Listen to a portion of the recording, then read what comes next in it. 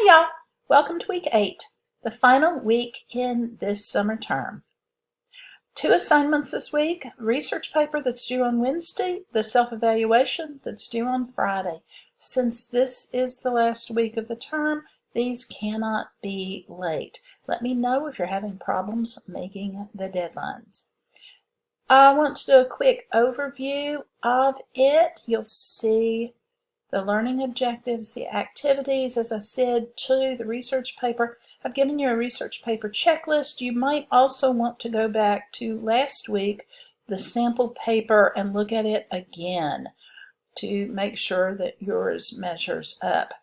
Then we have a self-evaluation that's due on Friday, and I have given you some readings here that might, just to inspire you to talk about why writing is important.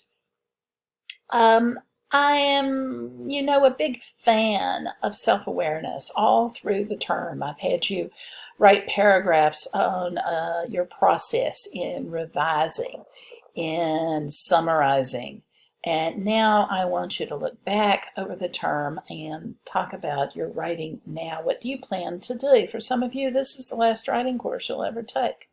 So at the very beginning of the term, I ask you to write about your writing background.